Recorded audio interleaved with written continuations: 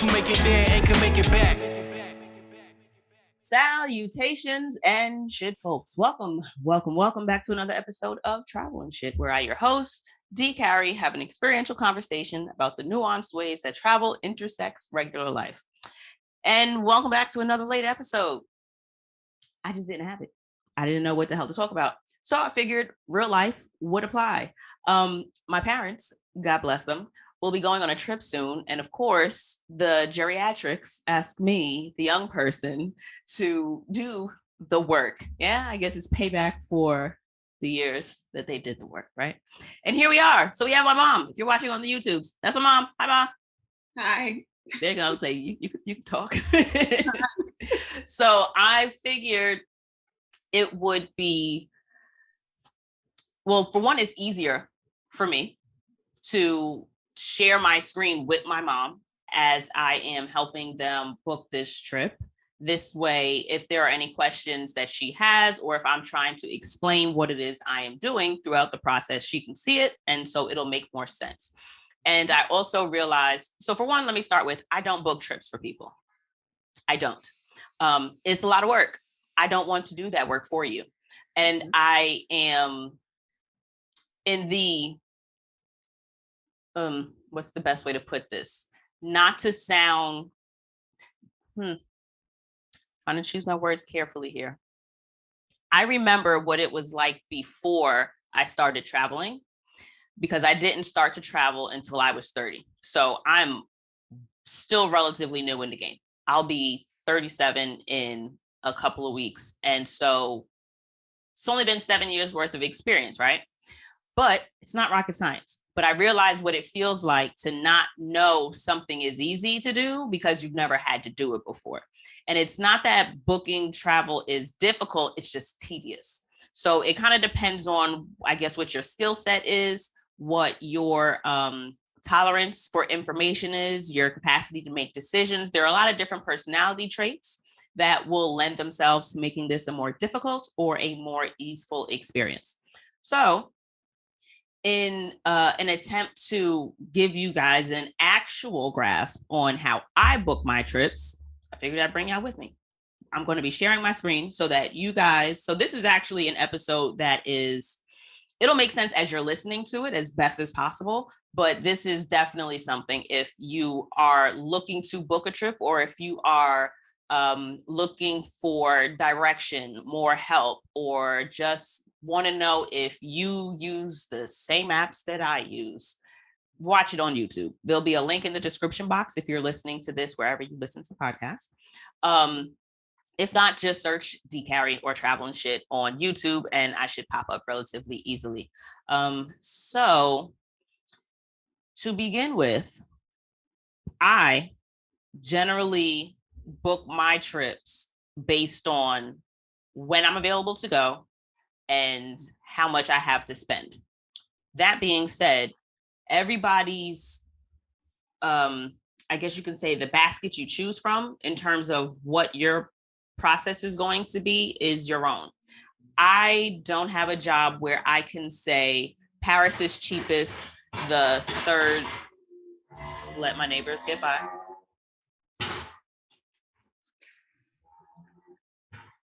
Okay.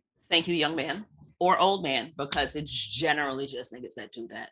I hate those cars. Like, I don't know why you want your car to make that much noise, but it's not my business to figure out. It's just annoying.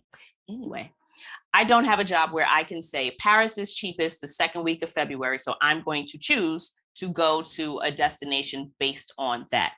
I pretty much just request time and it's either approved or denied. So I will try to request time during, weeks when a trip might be, for example, I tried to take off the week for Carnival. It's, I want to say the last week of August, or is it the last week of July in Toronto, the last week of July into the first week of August, I believe. And I requested it and it was denied. So thankfully I didn't book my trip I didn't book a flight or anything and just hope to get the time off. I don't have that kind of job. But My parents are retired, so they have the flexibility to say, while we may have a couple of days here and there where we have to be here, or it's easier or more difficult for us to travel, for the most part, they can say, I want to go here. What are the best days in a window for us to go? So shout out to my parents. They're celebrating their wedding anniversary, end of August. And so we are looking to book a trip for them at that time. I don't pay their bills. They pay their own. So I need a budget. Ma, what's your budget? 3,000. Oh, y'all got money. I hope y'all putting aside some money for the rainy days. Y'all getting old, shit. Come on. But that's a great freaking budget. I ain't never spent that much money on a trip in all of my years. Could you knock off one and make it 225? Of course we can. So we're flexible. I'm always going to go for the least expensive option. Right. This way you can do more while you're there. You know what I mean? You feel free to buy, I don't know, t-shirts for your kids or, the dog. No, I'm just whatever your heart desires. Right. Old people traveling, we need emergency funds. So Right. So this is the window that we have to spend. I generally go with what I have to spend and then choose some place that I have never been based on what I can afford. Flights is wild right now. Period. Mm-hmm. Like the flights are crazy. So I'm going to share my screen with you. And I generally go to Skyscanner to move this out the way.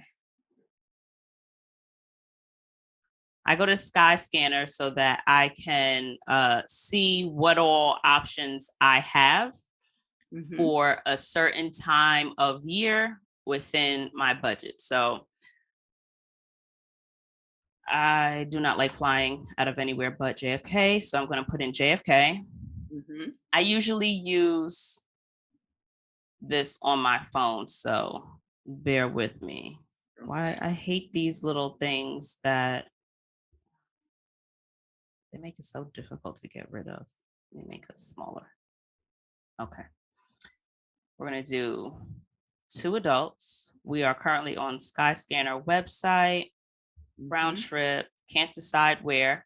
I always go everywhere or explore if you're on Google Flights, just so that you can get a baseline for where all you can possibly go.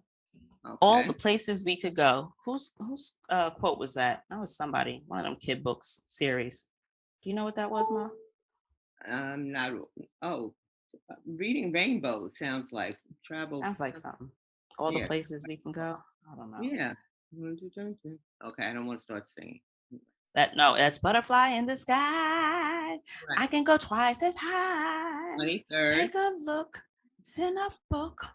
Reading Rainbow. It's actually a skill set I have, if you guys didn't know. I remember jingles, commercials, theme songs. That's my bag. I do not remember the words to songs, though, oddly enough. But jingles and theme songs, commercials, randomly I'll remember the song. But I don't even know what you would consider the song for a commercial.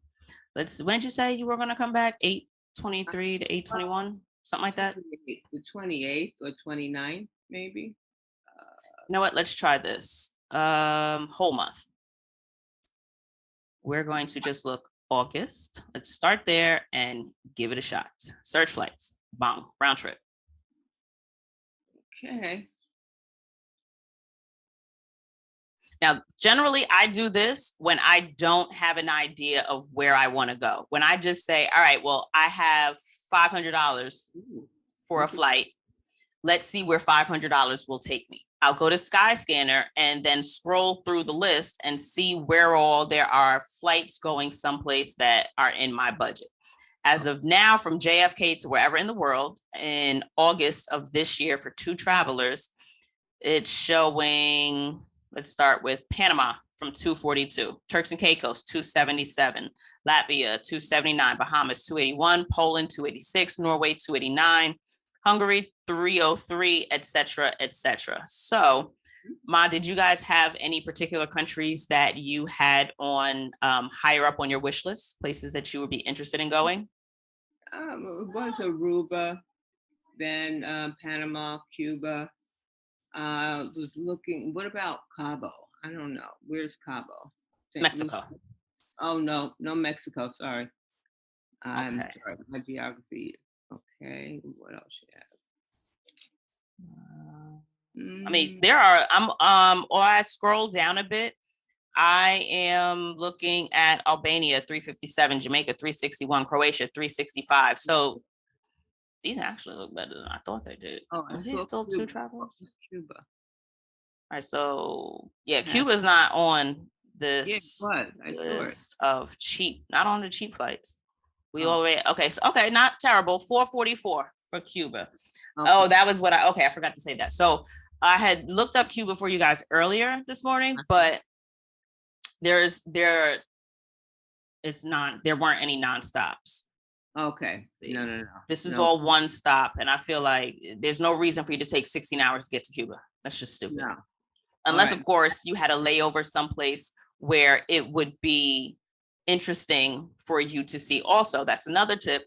I personally have been able to see a lot of different places in a short amount of time by compounding my trips. I guess you could say stacking them. So if I were going, for example, my trip to Thailand, on the way there, I went to Qatar because there was going to be a layover going to Thailand anyway. So why not make it a nice extended layover? I extended my layover in Qatar for about 2-3 days. And then I went the end leg of my trip to Thailand.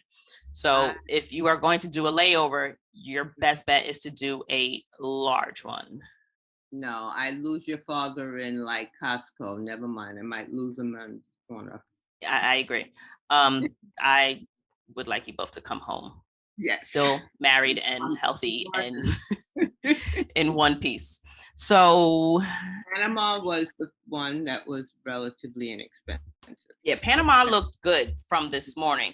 Now the catch with this, let's look at now. Thankfully, you can see what I'm looking at now. This will make more sense. So we're looking at flights from JFK to Havana, the whole month of August. When you scroll down here, you guys were looking to go towards the end of the month.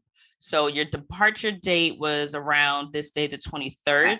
On that day, it's 341. This is why I generally ask you if your dates are flexible. Right. So if you look here on the 25th, it shows 278. Now, it's not that the whole trip is going to necessarily be 278, but that's one leg of your trip. Or if you start, so let's click here. Let's start on the 25th. And then if you see the return box, the date here on the 29th, like choosing one of these days, first of all, these are blocked out, right? So you cannot fly those days. Apparently they don't have flights. Those aren't really an option for you. So your decision is somewhat being made. The 29th is a really kind of quick turnaround here, is the best cost here. So this is one way, 278, 277, and per adult, it's showing 555. So that's going to be what, like 11, 10 or something like that. Right. Let's see. You can also play around with the dates if you wanted to spend more time there and say, all right, I don't mind spending a couple extra dollars. You move your date up. So you fly out on the 23rd. If you still want to come back the 29th, this is what your price goes up to. It's $457 now on the 29th, and your price per adult down here is $798 per person. Okay. All right. Let's go to Panama. Copy. So we are going to go back. Let me also show you Google Flights. So that's Skyscanner. That's one way to look up flight. I personally prefer the mobile option for Skyscanner. For me, the user interface just makes so much more sense. It's a lot easier to digest. But Google Flights is pretty decent. I go to Explore. Now, what I like about Explore with Google Flights is that it'll give you that grid the same way I just showed you with Skyscanner, so that you can see the cost of the different days to fly in and out. So we'll go back to JFK. Increase this to 2 adults. I am going to leave this Explore, right? No, Oh, that was cute. I like that. I didn't know that was an option. Okay, so Google now has Yeah. driving options. Oh, That was interesting because I'm looking to take Binksy someplace. All right, so mental noting that, putting a pin in there. We'll leave that blank. 1 week trip. Let's just put in August. Actually, no. This is what I want to do. Boom.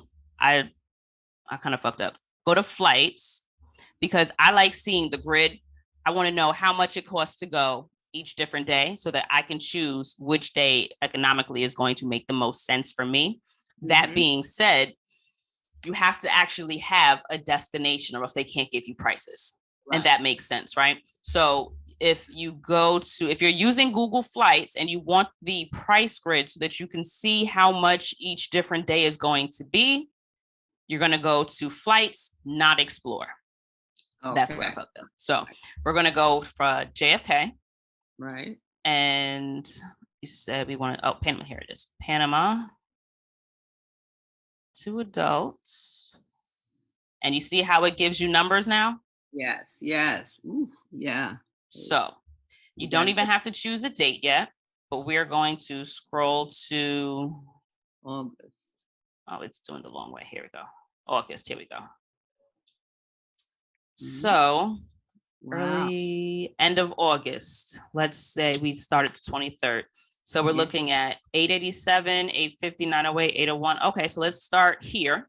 The 26th, just because that's the least expensive day. It's showing Friday, August 26th, 801 as well. Oh, 863, that just went up. And well, if we do Friday to Wednesday, it's a little bit short. Let me see if we can, this includes September. If you wanted to come back the Thursday, it's looking at 740. Okay, that's so expensive. How come? I thought it would be more inexpensive. You thought it would be less expensive? Inexpensive, yeah. Less than Cuba. Well, Cuba seems cheaper. Now, so this is a piece now. Okay. So we're gonna pause. Okay. Good thing you brought that up. So you mentioned that so far it looked like Cuba was cheaper.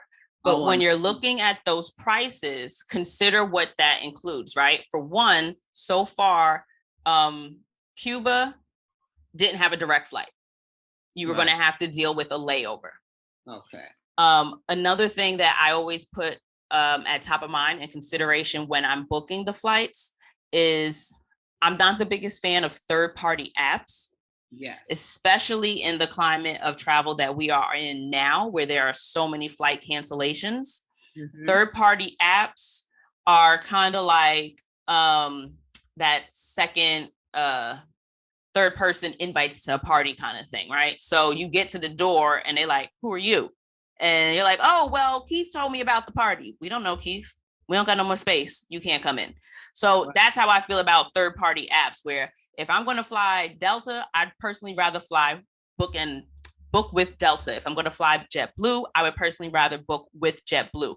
This way, if they cancel their flights, they know I'm flying with them. They know that like I made my reservations with them. They can't say, oh, well, we're oversold, or I booked right with you. Y'all knew what you had and you made it available. Exactly. That being said, that doesn't mean that you can't possibly have issues. It's just I've heard too many horror stories of other people not being able to get a customer service agent or a rep on the phone to navigate changes, adjustments. If there's a cancellation, JetBlue or Delta may not be able to service you as quickly or as easily as they could if you had purchased your flight with them, and getting your refunds, getting exchanges, and all that other kind of jet. I don't want to deal with that. So I would prefer not to book with third parties that I have never booked before with. I have booked flights through Expedia, so I feel better about booking through Expedia if they had the cheaper flight price. I think I have used Hopper one time, and that was maybe 5 years ago. So I can't really speak to what their current status and customer service process is like. So that's another thing to keep in mind when you're looking at the prices of flights, even for your accommodations. It's the same thing. if it looks too good to be true, I'm gonna think it's too good. I don't want to be bothered. I don't want to find out the hard way that it was too good to be true, especially when it comes to leaving the country. I've already gotten time off. I've put a couple $100s into this, and that's not something that I could easily walk away from. $50, I'd be pissed about it, but I can eat $50. $550, I don't want to navigate that. So in those prices where one looks less expensive than the other, you want to kind of weigh your options and look at what those options include. If it includes booking with someone that you don't feel is reliable in terms of being able to help if you need help, then it's more expensive because you're for me, that's more expensive because I'm going to be thinking about it nonstop. I'm going to be worried about it. And if I can spend more to get myself out of that space, that piece of that mental headspace, I would much rather do that. So looking back at the Panama flights, if we open the leave, let's look at the 22nd. The 22nd is 5/19. So if we have that as your departure date, and let's say the following, what is that, Monday? Yeah, 678 isn't oh no, wait, they're fucking me up. So there we go. That's the only thing. The in and out matters, right? So you saw how that just changed. Yeah. You saw how at one point it was like 5, and then it just went to 8 because at one point that was the price is going to change if they are looking at it as your departure or your from what destination, basically. So Tuesday, the 23rd can show 880 one day, but then if you click on it someplace else, and then it looks like if they think you're making that your arrival or depart, you're flying from different airports. So the price is going to change is the point that I'm trying to make. Exactly. Okay. So let's see can I clear this? Now, question, do you think, is there a difference in price between using Scanner and Google? Yes and no, because they are both aggregate websites, right? So it's kind of like going to Amazon versus going directly to Zara or going directly to Banana Republic. Amazon is going to give you an amalgamation of anybody that's going to sell you an airline ticket. They're going to populate it with those people's listings. If you go directly to the store, they are telling you what their price is. So Delta may charge you $500 to do this, but Expedia may charge you $475. Delta may charge you $600 for one itinerary, but then you look on it. If you look on Google Flights, they will also tell you how much JetBlue will charge to get you there. They'll tell you how much American. They'll tell you Qantas. They'll tell you all the different airlines that have that itinerary. And from there, of course, you choose your flight path. But you also have the option of, say, booking different airlines. So you could fly down with JetBlue if their one-way pricing to get someplace is better suited to what you want to spend. And then like you could fly down Delta and come back on JetBlue. Like you don't have to do round trip with one. Yeah. So that's another benefit to using like Google Flights or Skyscanner, because I'll always use it just to figure out who has the cheapest price. I don't want to individually go to Delta, American, JetBlue and figure out how much they're going to charge. I'd rather ask Google or Skyscanner to do that work for me. And then I will choose what configuration makes the most sense for me, whether that be it a direct flight from one carrier or another, or it being just choosing a different destination altogether. So in terms of Panama destination. Can we change it now to Cuba? Okay, yeah. Yeah, of course. Let's go back. We're going to do Havana. Now, Cuba, right, the Cuba that you went to, it was Havana? Yes, I did Havana. I flew into Havana. I stayed, I'll pull that up for you. I can show you the exact, I stayed in an Airbnb in Cuba. See, look at this date. Look at that. You see that price? They just changed. The prices just changed. But keep in mind, you may be, let me see, 908, departure 776, Tuesday the 23rd. So let's start here. And okay, so then, and then the 31st. So the 23rd to the 31st. Let's see, 762. Oh, okay. Yeah, before, remember, it was 555. I believe so. And you One. see how you've got different prices here because you've got JetBlue, you got American. Oh, I Then you see. see there are the different options down here.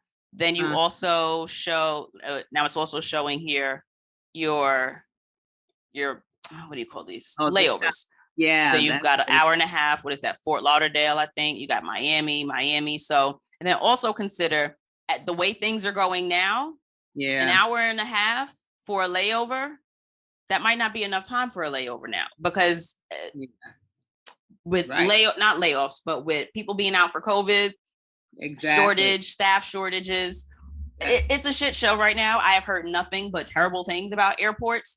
And it's not that, travel isn't an option. It's just that you want to put yourself in a position to win. Don't book something to stress yourself out. All right. So now try another destination then, perhaps? A different destination? Yes. Okay, since that doesn't look like everybody's got to stop. That's why we do. That's why I didn't give you Cuba earlier. Yeah. I mean, I don't mind a stop if it was just myself, but oh boy, you don't know the stress. Okay. Oh, I do. I'm gonna go buy a cup of coffee, and I don't find you. Okay. Yeah. So let's put Panama back. It's kind of like a Binksy, traveling with Binksy, how you get distracted and oh, you see this. Pretty things. Yes. That's where I get it from. Yeah. So I get it. Right. Oh, it's shiny. What about Aruba? I mean, just for kicks. Shits and gigs. Yeah. I don't know. Let's just see. Wait, let me put in JFK.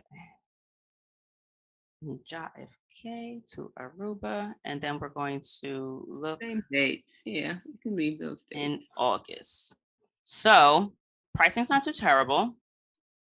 Okay, yeah, same dates look good. So Tuesday, August 23rd is showing departure at 6:42, coming back the following Wednesday, the 31st at 6:19. Looking at other days, it seems to be about standard. So let's hit done. Okay. All right. Round trip, each person is okay. But look at what's going on again. See, your 6:42 is the best price, right? However, you still have an hour and 30 minutes. Where's CLT? Is that Cincinnati? Charlotte. All right. Yeah. Don't want to do that. So, and that's not long enough for a layover. An hour and a half with complications is going to feel like 15 minutes. If you're delayed, whatever. You've got nonstop options. However, look at the cost. So JetBlue has a nonstop for $869. However, that doesn't include a carry-on either. So you would have to still spend more money for your luggage. Even if you do a carry-on, you gotta pay for that now. You can scroll down. Don't think that these are your only options. Get a little bit lower. And also, I like looking at this. Prices are currently low. They usually do a little, all right. Let's see, 110. See here. The prices are better, but 2 stops. We're not doing 2 stops. That's too much. Oh, Lord, another 2 stops, 1 stop. Non-stop, you're not spending $1,000 a person. No. Yeah, so JetBlue for Panama is looking like your best option at this point. Right. Now, mind you, if you really wanted to be like nuts and bolts, really get into it and try to put in different days for different airlines and see, because some airlines will give you a carry-on, then also consider what perks do you have? Do you have a credit card that allows you to fly with a free bag? Do you have points that allow you to upgrade for free? Like if you have a JetBlue card or if you have an Amex or any kind of card that allows you to upgrade your flight using points, whatever, loyalty programs, all that shit. That's something to think about. Also, this way you can still opt for the least expensive option and then, make it work for you. So at this point, that's your option, Ma. You got the $869. Right, that would be the one, but that's like we haven't even booked a all-inclusive resort yet. I don't know why y'all insist on all inclusives, but Your father's like he'd rather just go and just be able to eat and not shop and eat. I don't. That's I hear you. I'll get to that in a second. I just Okay. wanted to point out here, when you Mhm. click on one of the options, they'll Mhm. often, like when you're still in Google Flights here, right? When you Right. click on an option for your flight, let's say you wanted to do this one, Right. it's telling you right here that it's often delayed by 30 minutes, whatever leg of the trip this Yeah. is. And you Yeah. only had a what? Layover. Let me put this back Yeah, up. Oh, this was nonstop. Oh, so that was a better option. Nonstop, I could be delayed. I don't really mind because I don't have to do anything once I get on. You just got to hope that they don't cancel the flight or delay it to the point where, you know, you miss accommodations and stuff. But that's out of your hands. You can't do any extra planning that makes that, well, partial lie. The extra planning you can do is choosing the first flight in the day. First flight of the day, they say, is usually the one not it's the least likely to be canceled. That Correct. The least likely to be canceled, the least likely to be oversold, the least likely to be overbooked. I don't remember what the most recent article I read was, but there were a couple of really good points. And it were points that like I'd already known, but the way that the author had the explanations to it, which is like, okay, that's a better reasoning than the reason why I thought. I like going early because I want to optimize my time in a destination. But the way she, I don't want to say justified, but her reasoning behind leaving earlier was because that flight, if it does get canceled, you have more options throughout the day. You're more likely to find another flight that will get you where you're going versus booking a flight that's the last one of the evening. And if that get canceled, you are either figure it out at that point. So next, all right, next choice. hold on, this a whole this is your payment for me doing all this work. You're gonna sit through this episode with me. Hold on. I'm gonna finish the explanations. You're retired, you ain't got nothing to do. Tell her y'all she ain't got nothing to do. This y'all episode. So that's your options for the flight. I don't know what was the other point I wanted to make. Oh, here. Let me see if they do the same thing. See, yeah, down here they did the same thing. This second leg of it says that it's often delayed. So given that piece of information, if you really wanted to risk it, if you're a gambler, you could say, all right, well, if that's an hour and 30-minute layover, the flight's already generally delayed. So I technically might almost have 2 hours to get from wherever I land to this one. But if gambling is your thing, go with God. It's not mine. But that's just wanted to mention that if you drop down the itineraries in Google Flights, it will generally give you a breakdown as to whether or not that flight is on time or delayed, and that can help you make your decision as well. So you kind of got, this is you question. You kind of understand like how to search for a flight to go where you want to go at this point, right? You can go to Skyscanner, look at some options and see where all in the world is there to go and how much roughly is it to go? Because sometimes I don't have a clue there's no place I don't want to see. So I don't necessarily have a list of like 5 places that I'm trying to get to in a certain amount of time. I just want to know what's available at the best price. Once you kind of have a couple of places to choose from, you can move it from Skyscanner and go to Google Flights, or you can use Skyscanner, see what the options, the different airlines, the carriers that are, and also it's not always just the carrier, like the airline. A lot of Skyscanner options will be those third-party apps like Hopper and a lot of other places that I've never heard of. So while Skyscanner gives you a bunch of information, it's always going to like, you got to weigh your options. Google Flights, in my experience, has only ever given me airlines to book with. I want to say all the way at the bottom. Sometimes in certain instances, I feel like it does give something else, but I don't remember what that instance is, and I'm not really going to look for it.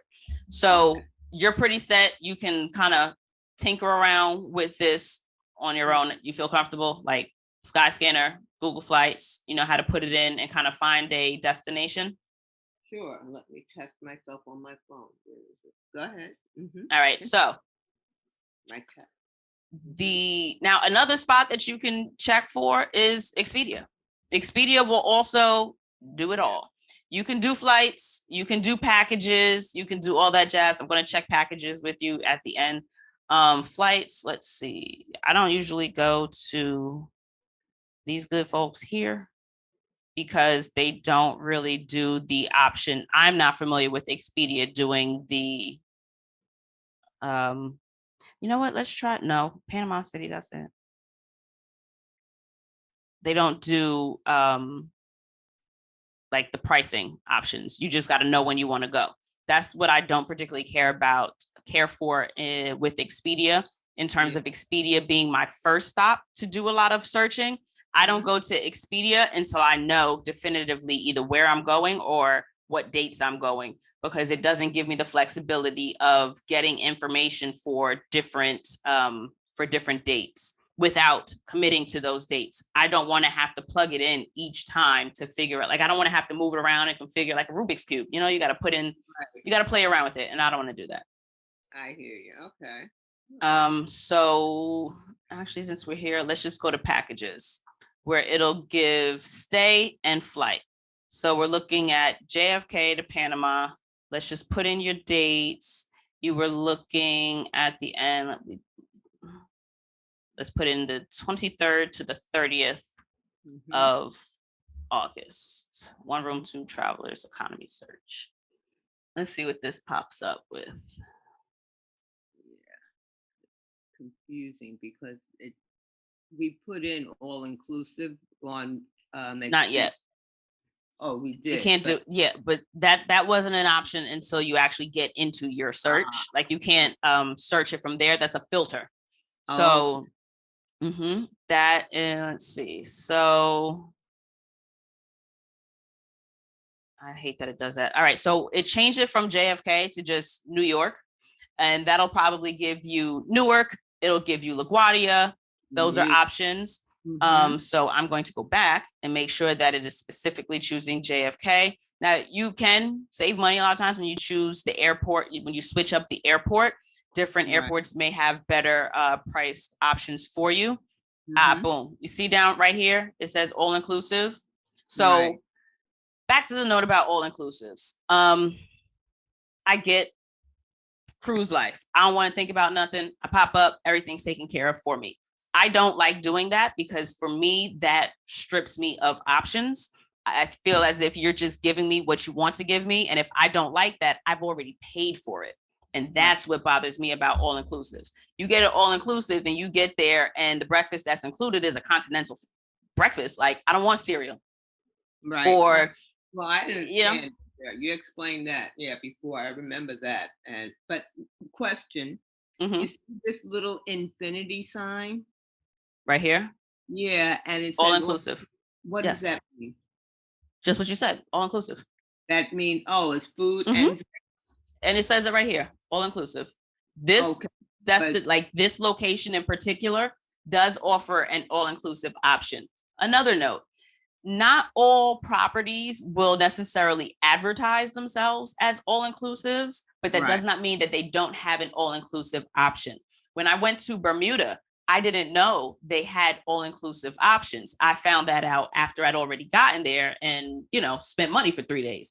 Right. But the people that were there were very helpful. They gave me that information. He told me, well, all right, we'll talk to the manager, see if he'll retroactively add today for you, because you needed like a certain amount of time that you had to be there in order to get the all-inclusive option. They were able to take care of me, and that worked out perfectly for me in that instance. Another time I did all-inclusive and it did not work for me was in Costa Rica. The food that was included was trash. Now, I had been to the restaurant once for breakfast. Like, the breakfast was great. The breakfast was incredible. It's fruit and jams and butters and juices. Beautiful. But then for the dinner, it was like dry ass spaghetti. You know what I mean? It was spaghetti and like a veal. It felt like a school lunch. And if you wanted something else off the menu, you could, but then you had to pay for that. And so now I'm paying twice for meals. You see what I'm saying? This is my issue with all inclusives. I also feel like you can save yourself money by just buying your own food, going to restaurants, because one, you're on vacation. Go see some shit. Go outside. Why are you staying? That's another thing I feel about resorts. I want to experience the place that I'm going. So I would much rather explore. I'd rather go to a food truck. I'd rather go to a restaurant. I'd rather take local recommendations as opposed to maybe a night or two. Yes, I do want to stay on the resort or nearby, but you can also spend less money. A lot of times when you leave the very touristy areas, whether it be a 15-minute walk or a 10-minute Uber, you can get yourself someplace where you can find less expensive food options that are generally better than the touristy shit they sell you when you're in the touristy areas. And if you are at a resort, it's a touristy area. That's not even a spoiler. I hope that you would kind of know that. Yeah. But, and also some of these that say all inclusive really just give you a breakfast. That's another thing. You got to look at what their all inclusive actually includes. That's this why I'm looking at the infinity thing? So the infinity must mean everything. So no. And see, that's not necessarily the case. Let's look and see. Let's just choose this one randomly. So, but look, peep game. Look at what it's telling you. It's $1,268 per traveler. This includes flight and your stay. Your trip total is $2,537, $2,537. Right. Now, that is on Expedia. It is a package where they will offer you your flights and they will offer you your accommodations. Now, let's just randomly go with this one, right? I don't like clicking the ads. Oh, no. Look at the, and that's another thing. Look at the rating. 3.8 out of 5. It's good. And it's got almost 600 reviews. That's not good enough for me. Picture's cute. It could actually be an incredible stay. Reviews aren't always right. A lot of things are subjective. Y'all can have a really great like host or something when you get there and whatever, but check this one out. This is wonderful. 4.6 out of 5. Okay. Wonderful. 846. Look at the price. Bong. Way different, right? $698 per traveler, includes flight and stay. Your trip total is only $13.95. Now, let's go to filters. Let's try to make this a little bit easier for you to get through. Let's start with sort by price. It'll start from, sometimes they let you choose from low to high or high to low. Depending on how I'm feeling, I like going from high to low. But it also depends on where you are. Sometimes you go some places where everything is inexpensive. So it's just like, oh shit, I got it. Let's go to the highest and work our way down. Okay. So we're going to leave it by price. And then you also, on the left side of the screen here, also sometimes it's helpful to use the map because look at this, right? Y'all wanted something on the beach. Yeah. That's another thing to keep in mind. You can find the perfect property and it ends up not being perfect because it doesn't give you the options that you wanted. Why is this not loading? Is this you or me, computer? Mine. Okay, here we go. Okay, I had to go smaller. Okay. Yeah. They're not even popping up. Where are they? They're taking their time. Okay, here you go. So all of these are basically landlocked. Right. None of them are on the water. Let's see. Scroll the other way, get a little closer. Okay, here we go. So this area in general is going to have your properties closer to the beach, but people where we're already at, there are 19 of them here. So it looks like this is probably like, okay, because it's by the Panama Canal. Excuse me. This place here, it's already $662. That's going to average, I want to say that's per night, by the way. Right. These are your nightly costs. Right. So we're going to go a little bit further in. So let's see, we'll go back to that one that said it was 5 something. I mean, y'all are mobile, so you can walk to the hotel. To the beach. Let's try this guy, 525. That doesn't even look nice. It's not. 3.3. Let's see what that one is. 479. Neither does that. That looks like that's a hostel. Yeah. It looks like all them hotels on the conduit. We'll pass. Or the ones on Rockaway. Yeah. Also pass. Let's see. Let's see what this 635 one. See, that's beautiful, right? 4.1 still ain't that great. It's very good. They got the nerve to be very good. How far from the water? Okay, pause. I was wrong. So the 635, that was not per night. That was per traveler. You see? 635 here is showing per travel. It includes flight and stay, and the trip total here is 1269. 1269. Yeah, 1269. So that, but I don't like that rating. So let's scroll back. Let's see what this one looks like. Oh, what that doesn't look too scary. Inviting. Yeah, this one is 618. Yeah, that's not really doing it for me. So we're going to nix on the map option. Now let's go back and just try and see if we can choose filters. So bomb, popular filters here, all inclusive, check. We're gonna, girl, I said check. Yeah, no, but it okay. It's repopulating here. Okay. All right, so you got flexible here. Now remember, these are the dates are fixed because we're on Expedia. So it's only searching during, the times that we have selected. Oh, but you didn't put it in direct flights. I saw that. That's another thing. You don't know yet what your flight itinerary is looking like. Let me see if it says right here. You see up to the top. Here. Roll up, go up right before search. See, direct flights only. Oh, yep, good call. Okay, so let's put that in and see if that makes any difference. Search. It should, there were quite a few to Panama, so you should have, there we go. Good call, Ma. So on Expedia here, you can opt to choose a direct flight only in terms of your package. Updated all inclusive, guest rating. Can I choose more than one? It's looking like a no. A what? More than what? I wanted to see if I could choose more than one guest rating, like if I could choose 4 and 5s. But yeah, because I don't want 3s, but the right 4 might be So no, that's giving very restrictive options. So I'm going to leave it for any. Okay. And we will filter a different way. A lot of times they will let you choose something that is beach property, beachfront, ocean view. So I'm trying to find that option for you. Sometimes you can also choose by neighborhood. Panama City is the option that will give you some beaches, blah, blah, blah, location, see more, meal plans available, breakfast, lunch, dinner. We already clicked all inclusive. Amenities. Ocean view is cool, but that's not the same as beachfront or beach property. Airport shuttle.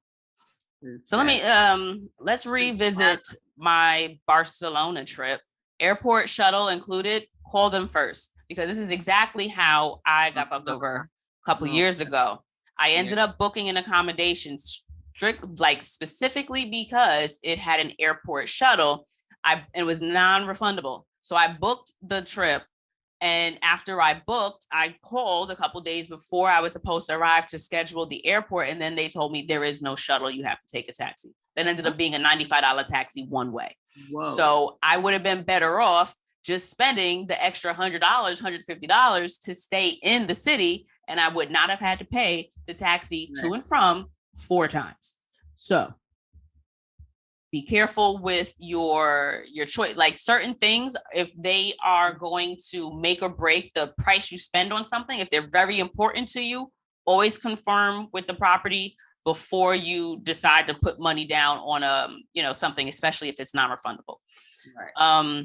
So free airport shuttle is cool and all, but let's choose that, see what happens. I wish they would just let me choose all of them at one time. Yeah. Ocean view, kitchen, free Wi-Fi. Another thing, you guys have to consider whether or not you have to call your cell phone provider and see where your phone works because that could make like whether or not most places always have Wi-Fi. Yeah. However, if you don't, you got to remember that if you do not have on your cell phone that you can make international calls, you need to make it so that you can only use your phone while on Wi-Fi. And if that's the case, especially if you're staying like at an Airbnb, and if you're out of the country, period, you don't want to just assume that a property has Wi-Fi. You want to make sure that that's something you confirm beforehand, especially if Wi-Fi is going to be your only means of communication with, you know, your family back home. Or your entertainment, because if for whatever reason all the channels are say in Spanish, Portuguese, French, whatever, and you decide, let me just go on my phone and watch them, like let me log into my own Netflix or Hulu. One, just because it's on your phone or your device does not mean that that is going to change the language, because it is just going to pick up the signal of where you are and it's going to broadcast whatever, you know, is there. So when I was in Guadeloupe, the Netflix there was, a lot of it was in French. There were a whole bunch of shows I had never even heard of because it was giving me French Netflix. So VPNs, if that is something that you are particular about, that's for another conversation, not here with my mom, because she ain't about that. I didn't want to do that, not spot. I'm trying to find you beach resort here. So we'll give you ocean. Yeah, it's not even, yeah, there's no beachfront, and I've seen a search that does have beachfront, but this ain't it. So let's just search this way. We'll go by price from lowest. See, look, and that's another thing that'll happen. Sort by price, all inclusive, free airport shuttles, no matches. So it's looking like none of these properties have the airport shuttles. So we'll take off the airport shuttle. I'm just gonna have to take a taxi. I didn't like that rating. Weston is great, but that's a $4,000 trip. And so those were the two options here. Now, you see how that limited your options here? Only the two of them popped up. And I want to tell you that that's because you included all-inclusive. That's the problem that I was having this morning when I was trying to find you guys an all-inclusive resort. So the distinction is, even if it offers all-inclusive, it doesn't, just because it's not an all-inclusive property doesn't mean that it doesn't have an all-inclusive option. So you can take all-inclusive off. If it's important to you, you can always just choose a hotel that has a restaurant on the grounds. That's as close to all-inclusive as you can get, because you can still just go downstairs. Right. Like, you know what I mean? Like you're going to eat. You're going to eat. So let me see if I could do price. And but if you go back, I would like to just look at that property that was the first, the one that was, okay, go ahead. Never mind. We don't have to look at that. Good. I'm trying to find some place that actually has a decent rating, because these prices are great, but look at these. 3, 3, 3, 4, trash. I'm not letting y'all stay nowhere like that. And see, everywhere says free Wi-Fi, free Wi-Fi. Another thing that's important, read the reviews. You want to see if Wi-Fi is important to you, or if it's someplace that you say have to work for a day or two, or you need to have certain access or whatever. Read reviews. Most people will let you know if the Wi-Fi was trash. Same thing with the air conditioner. You're in a different country. It's Panama. It's going to be fucking hot. So you want someplace that's going to have air conditioning. And if for whatever reason something doesn't work in your room, always bring it to the attention of the staff. Let them upgrade you. You pay for this. Let them move you. Let them comp you with something. Don't just sit there and suffer. This is giving exceptional, but through reviews, and it's still a hostel. So that's a no.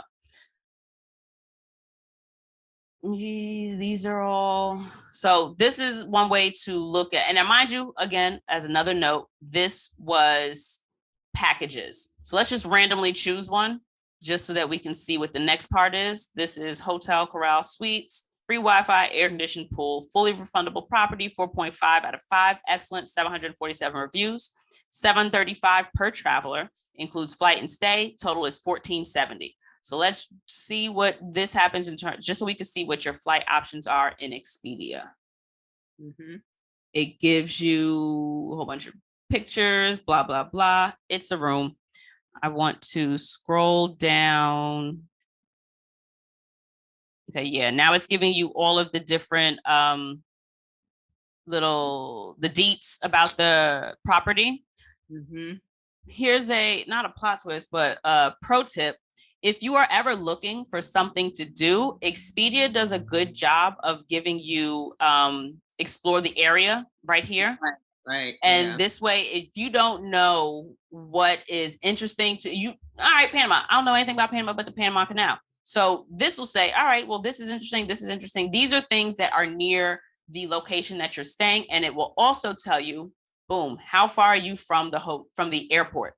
That's another thing that even if I'm not going to use Expedia to book, a lot of times I will put in a property or a destination into Expedia just for this information. I want to know how far someplace is, like a certain city, or like if you can find the address for one place, but it's not the one that you're staying at, put it together. You can find out how long it'll take you to get from the airport to where you're going to stay, as well as things in the area that you can either walk to or you can drive to. That'll let you know, one, do I need to rent a car? And two, what am I expecting to pay in terms of Uber costs? That's another thing that I enjoy about reviews, because I know Airbnb, I will use the reviews because a lot of people will also put, it was a $70 Uber from the airport to the place that we're staying. So reviews are important for that. Scroll. These are your options in terms of the room. They'll let you know if it's plus 31, no cost. Let's just say I ain't gonna reserve nothing. Also details about what's going on. A lot of times if you go through here, you may see something that is interesting to you and say, didn't know that was a thing. I want to make sure I am close to that. So even if I don't choose this property, now I know this is an option. I will look in the surrounding area. Okay, there's a restaurant 15 minutes away. It also gives you stuff to do. I'm looking to see where it says the flight part. There's more information. Definitely read all those policies and stuff. Right. Because that's going to also make or break your decision. Let's just choose a room. Let's see. Let me see if it actually makes me reserve it. Perfect. So let's see. Now we're going to the flights. And what's really cool about Expedia is, remember, all of that is included in your price. So if you want a different option for your flight, you do have the option of just paying more. So in terms of not spending any more money, these are your only options. So you have to choose one of the three or pay the extra money. So if you don't want, this is a 2:15 a.m. flight, 9:52, 3:30 p.m. When I was looking at you for you guys earlier, I had chosen this one, the 9:52. Right. A.m. Okay. Yes. I prefer getting there in the morning so that I have the whole day. This is nonstop. It's a 5.5-hour flight. I'm trying to see. Oh, yeah. See, and that's another thing I'm not a fan of. You have to pay more to choose your flight, to choose your seat. So for 5.5 hours, y'all might want to sit together. So at this point, you don't have that option. You can't cancel it. You got to pay to make changes. It does include a personal item, though. I don't know if that personal item is a carry-on, though. So you'd have to go to COPA. Here. Looked at right there. Carry-on included. Okay, perfect. That's another thing that you have to be careful of. Personal items are not a carry-on. Personal item is your pocketbook. The personal item is like the 12 by 12 inch thing that slides under the seat in front of you. Yeah. And if you try to do like the backpack and then like a purse kind of thing, depends on who's at the gate, they may flag it and then you got to pay for it. And nobody wants to do all of that.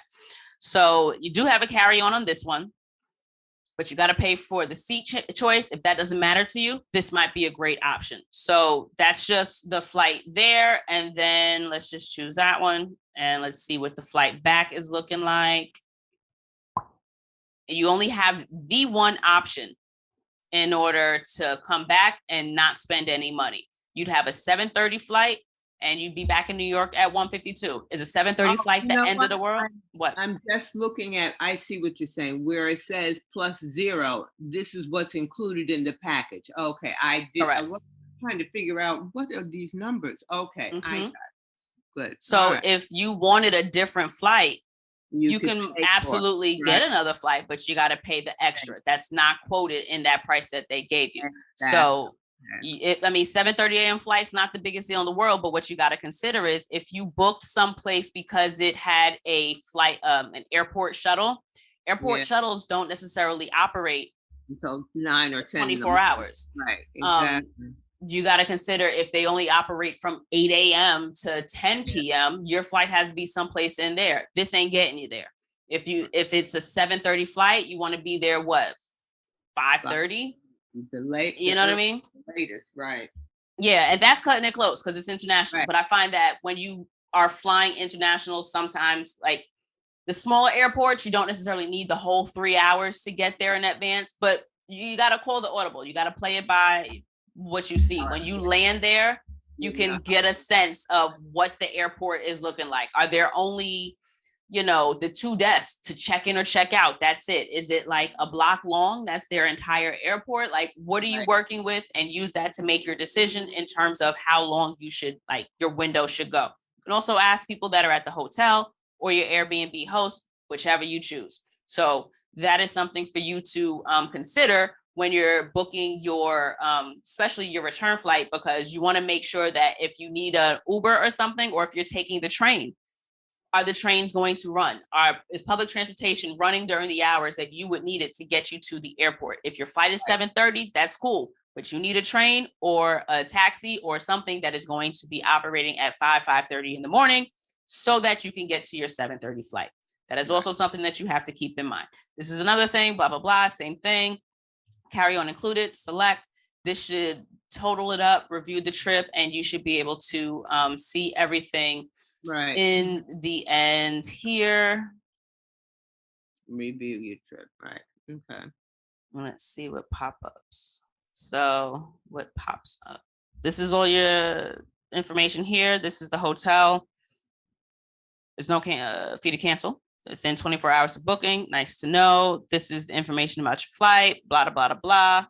I always like looking at what rentals are going to be in the area just for the just in case.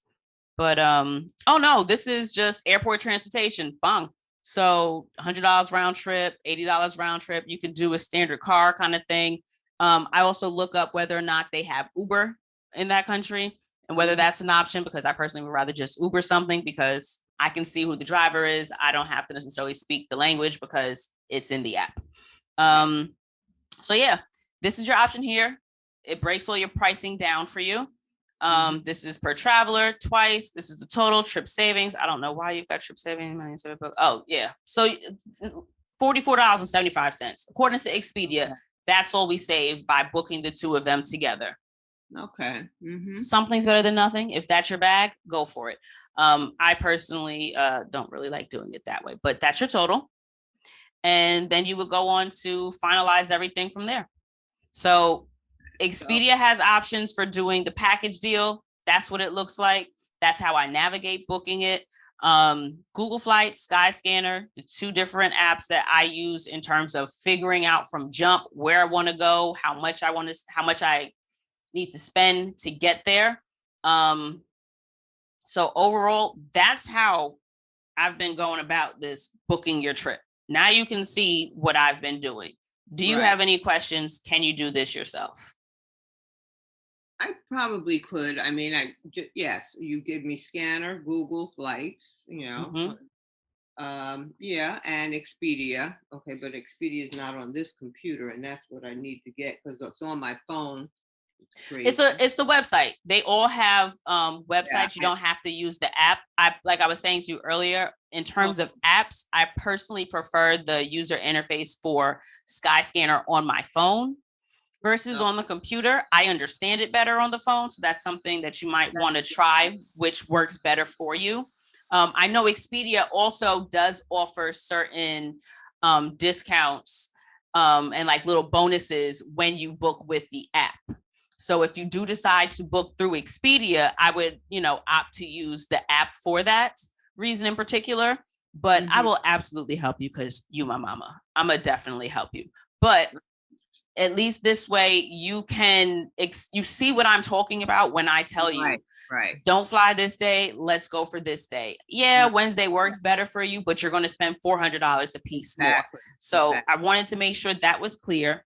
and also give you the tools for the most part to figure it out on your own, and then tap me on the shoulder and, I can jump in and clarify things for you, give you more options or more suggestions of different ways to go. That's essentially what I wanted the episode to be about, guys. I'm going to pause on you and I'll jump back with you for a second. But in a nutshell, when somebody asks me to help them with a flight or with a trip in general, this is why I don't do it, because there's so many different variables to making decisions in terms of booking a trip. This is your money. I don't spend other people's money. Never been my bag. Actually, I don't even spend my man's money. I don't. It's just, I don't spend other people's money. So knowing how much you want to spend, knowing how much you want to spend isn't just a price point, right? It's not just saying I have a $2,000 or a $3,000 budget. It's knowing where you want most of that money to go. If you would rather spend big money on your accommodations and you don't mind taking 12 hours to get 5 hours away, but you know that you need a 5-star accommodation with a balcony, beach view, and 24-hour pool access, that's where your money's going to go. So me choosing the best flight itinerary and then just giving you a room that is to my standards, but not yours, that ain't going to work. So these are my 3 go-tos: Expedia, Skyscanner, Google. They help me navigate the different realms of things that I'm looking to get information on in terms of deciding on a trip. So flights, Google Flights. I'll also use Skyscanner. Expedia, I tend to just use for properties in terms of pricing things, as well as destination information, things to do in the area. How far is the airport? I am hands down an Airbnb girl. I know everybody has their feelings about Airbnb. Maybe I'll make that another episode, but I enjoy Airbnb because for me, it just works with how I like to travel. But that is for you to decide. And don't forget that travel is more than vacation. Don't let yourself get too caught up in the minutia of the trip. Remember what the feel of the trip you want is. What are your intentions? What are you going for? Do you need to just kind of like detach from everything and relax? Are you going to explore? Do you want to be in the city? Do you want to walk around? Do you want to, engage in community activities in terms of like going to restaurants, museums? Do you want history? Do you want nature? Do you want to be by a park? Do you want to be by free activities and things to do? Doesn't need to be kid friendly. These are all things that you need to consider outside of just being someplace. Figure out what it is that you want to do when you get there so that you can navigate the choosing of the places a little bit easier. Stay in the location that is closest to the things that you're most interested in doing so that you don't either spend time getting back and forth places that you could have gotten to in a 5-minute walk or a 10-minute Uber versus spending $75 to go one way because you decided to stay someplace further away, but trying to save money. So you're not really saving money if you end up spending it in a different area to do the same thing, if that makes sense, right? So if I want to go to a particular museum, it doesn't make sense for me to stay an hour away from the museum because I'm just going to have to get myself to the museum, and that's going to cost time and it's going to cost money. If I'm okay taking a train, or if the Ubers are very inexpensive and I don't mind wasting an hour back and forth, by all means, do you. I personally would rather spend a little bit more and stay closer to the museum so that I have more of my own time to do what I want to do with, and I don't have to spend money. It's all about the spends, your time and your money. So consider what you have the capacity for. If you know that you are stressed and want to de-stress, you might not want to really be in the midst of hustle and bustle and everybody's regular work week. So you may want to choose a destination that'll put you on the beach where you can be kind of remote. Or I know one of the places we considered going was, I cannot remember the destination, but I remember, we were looking to go to Mexico. That Mexico trip, that wasn't. We were not going to stay in Cozumel or Playa del Carmen. We were going to stay in a much smaller beach town, way more remote, not from all of the hippity hoppity, rah, rah, rah, touristy stuff. It was going to be further away. And that's what we wanted to do. I was cool with waking up every day, going to the beach, going to the little beach bar with food and drinks, and then going back home. that was it. That was cool. So it didn't matter that we weren't near culture, popular restaurants, museums, and all that jazz, because that's not what we were looking to do. Those are things to consider. When you're looking at price, don't forget that your time is also very important. So factor that into your cost as well. And that's not just in terms of the cost of the destination, that's the cost of your flights. Do you want to deal with layovers? Do you want to risk a short layover while we all, nobody wants to wait in an airport for 4 hours so that we can get, especially in like Miami, Florida, Atlanta, Charlotte, you're not doing anything. You're not leaving the airport, right? So no, you don't want to spend 4 hours just sitting there. But again, you also don't want to have a delayed flight from your departure airport that will risk you missing your connecting flight to your destination, right? So you want a longer layover for that reason in particular, because consider, again, the environment that we are currently traveling in. COVID hasn't gone anywhere. It is still a very big playing factor, and there are plenty of disruptions in travel because of such. Also, depending on when you're going, hurricane season, all it takes is a thunderstorm or a lightning storm to really put a series of delays. And that's another thing. They tend to accumulate throughout the day. So while a 15-minute delay with one flight happens, that might turn into a 30-minute delay for the next flight. And now 4 flights later, you're looking at a 3-hour delay. So things compound. That's another reason why you want to take an earlier flight. What was the other point I wanted to make before I go to dinner? In terms of the flight, you also want to consider whether or not you want to make it a longer trip or a shorter trip. Like if you have to get where you got to go, I got to find the link to that article. I feel like if I find it, I will absolutely add it to the description box.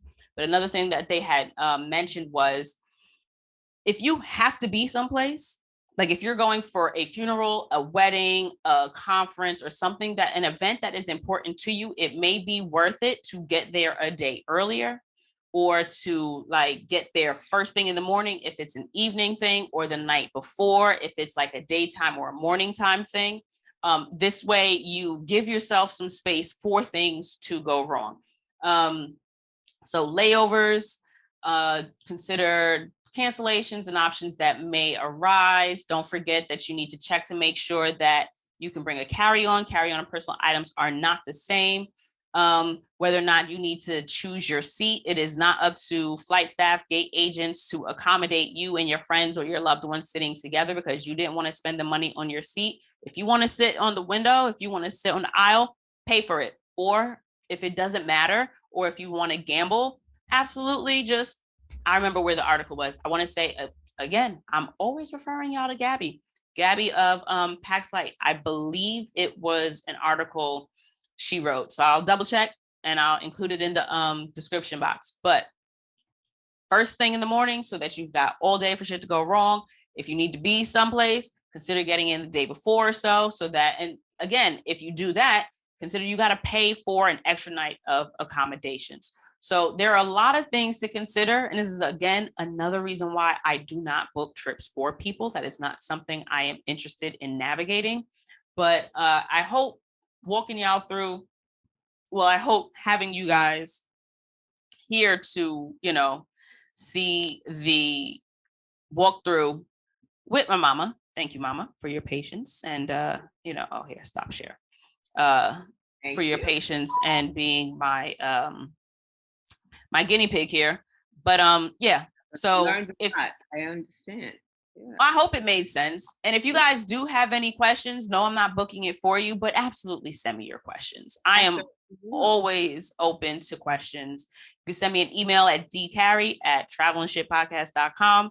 I will absolutely clarify something. I will send you a link to something. I'm good with the questions. I'm just not going to do it for you. I'll hold your hand.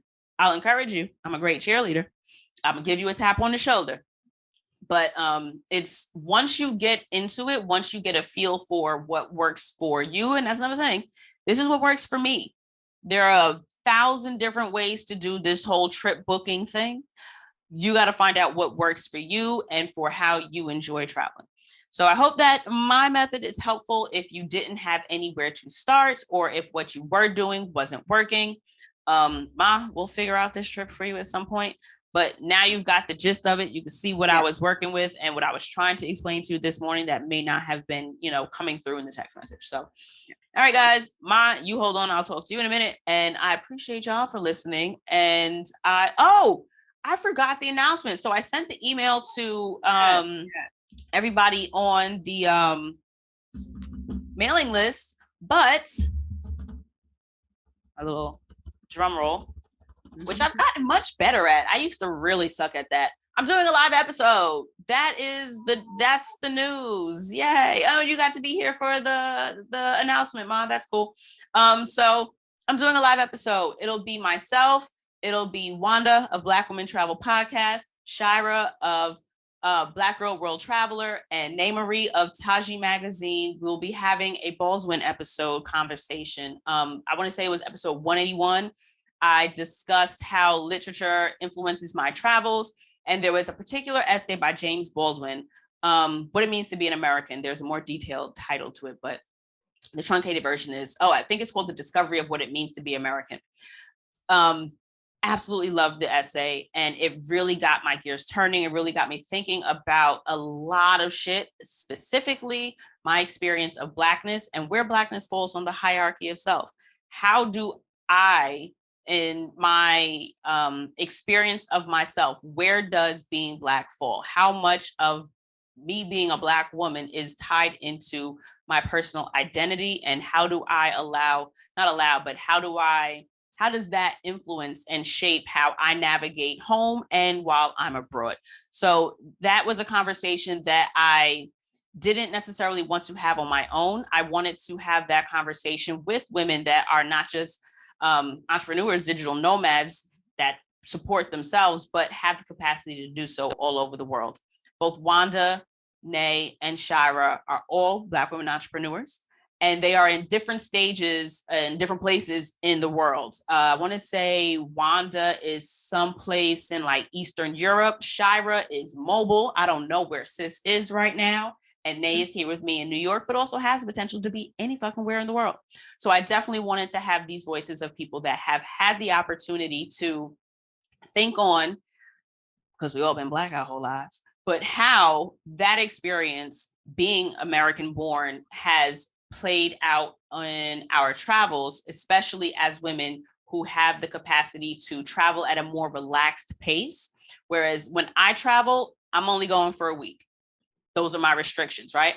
But when you are a digital nomad, you've got the luxury of being able to be in a space for 3 weeks at a time. You can stay for a month. You can stay for 2 years. You can stay for whatever amount of time it is you decide to stay.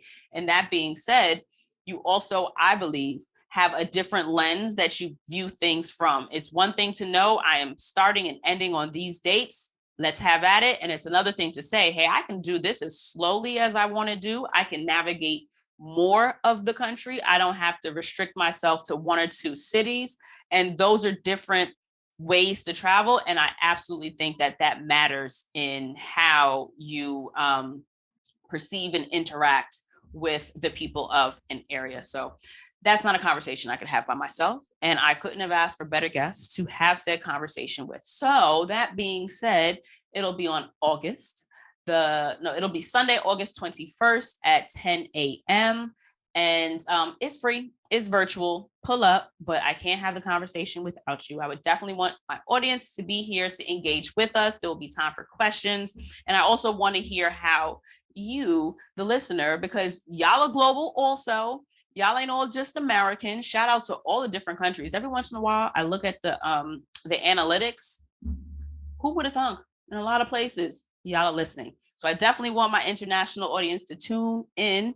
And that's another reason why we chose the time we did. This will be Eastern Standard Time, but hopefully that time, that 10 a.m. Eastern Standard Time, is as accommodating for the global audience as possible. So I definitely want to have y'all show up, pull up, and have the conversation with us. I'm very excited about that one. And that's it. If you'd like to stay up to date on that information so that you can get the link to RSVP, because this is only available to those of you who have the link, sign up for the mailing list.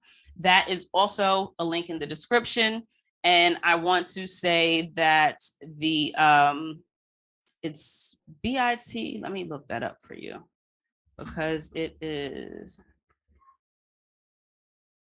I want to say it's bit.ly/TNS mailer. It's right here. Yep. Mailing list. I lost it. It'll be in the description, y'all. So it'll, oh, is this it? Nope, that's not it. Nope. So many different links. Oh, here it is. Yep, I was right. bit.ly/TNS mailer. That's spelled MAILER. That's the short link. Otherwise, you could just go to the description box or just go to travelandshippodcast.com, whichever is easier for you. There are plenty of different ways for you to sign up to the mailing list so that you can get that information and so that you can RSVP for my first live show. Very excited about that. Thank you, Mama. I love you. And love you too. I'll talk to y'all next week. Bye.